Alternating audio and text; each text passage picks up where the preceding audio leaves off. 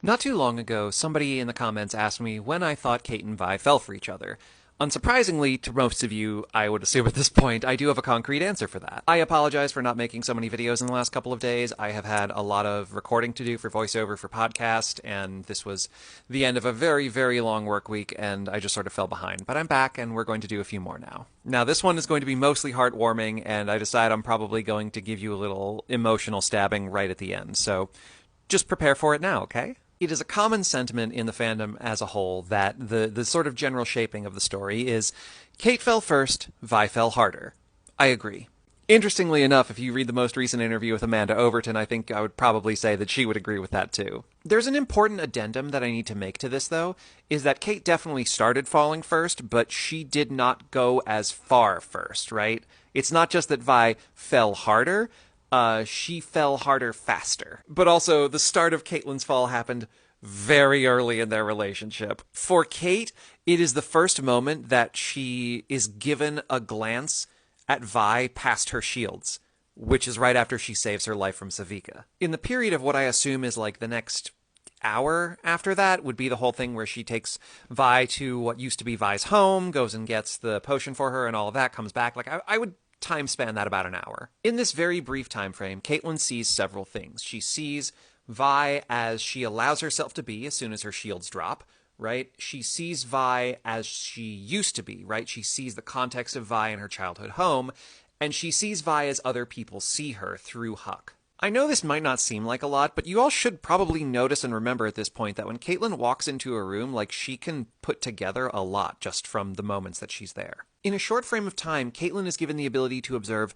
Vi at her stage of bravado, Vi at a stage of openness, Vi as she used to be and as a member of a family who was loved, and a person who was respected and people wanted to help. And with all of those different things, she's able to get a good glimpse of the person that is Vi at her core, not just other people's opinions or her own opinion of herself, but who exists there amongst all of them. And as I have mentioned before, Caitlyn was also looking for this darkness inside of her that she sees in everyone else, and with this first clear picture, not being able to find it at all, boop, trip, Caitlyn starts her tumble down the hill. Now, funny story with Vi, I've actually told the story already the moment that Vi starts falling in love with Caitlyn. It's pretty clear. When Caitlyn is begging Echo to let her help in regards to the gemstone and what's going on with the enforcers, we see Vi's eyes literally soften. But it's not just that that's proof of it, it's her behavior towards Caitlyn afterwards. Up until this point,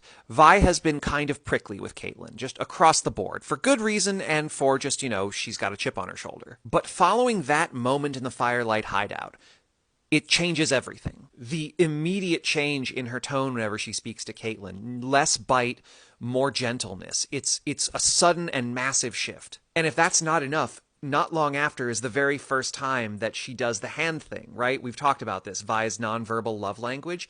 On the bridge before she says goodbye, it's the last thing she does with Caitlyn. Vi fell second, unequivocally. But she fell so much harder, so much faster. Now, people do like to bring up the bed moment because it's the one that keeps flashing back in Vi's mind whenever she thinks about Caitlyn. And they will tell you that that is the moment that she fell in love with her. I don't agree, and I'm going to explain why, and this is the part that's going to hurt you a little bit, so just be prepared. Because, see, by that point, Vi was already very aware that she was down diabolical. Like, she had been falling for some time, and she was very, very conscious of it. The reason that moment is so important, actually for both of them, frankly, is because it is a moment that they both are in complete agreement. Because, see, even though they had both realized they had feelings for the other at this point, they both kind of understood all of these walls that were in the way, and it's why neither of them did anything about it. Caitlyn had a responsibility to complete her mission, but also knew that Vi was going to go after her sister. This tore her apart, but it's also why she didn't leave Echo and go off with Vi at the bridge. Very early on in the series, we know Vi has this self-deprecation when it comes to Piltover. She talks about it in one of her last conversations with Vander. She doesn't think she's good enough for Caitlyn.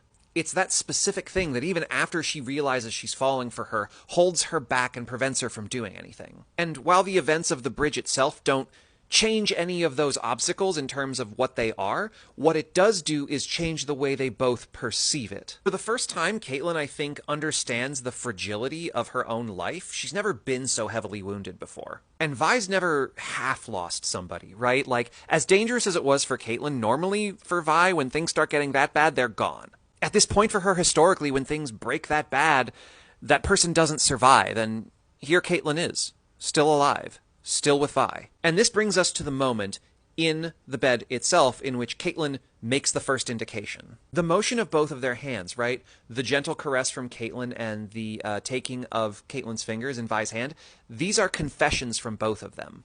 That moment keeps coming back in Vi's mind because it's the very first moment that the two of them showed each other how they felt about each other. But it's not just them showing each other. It's also the very first moment that they allowed it for themselves. And Caitlin certainly had easier hurdles to overcome to get to that allowance, right? But for Vi to allow herself to feel something like that for another person when she knows that there are obstacles there, but to allow herself to feel love, to accept love, yeah, that moment's going to be on replay forever.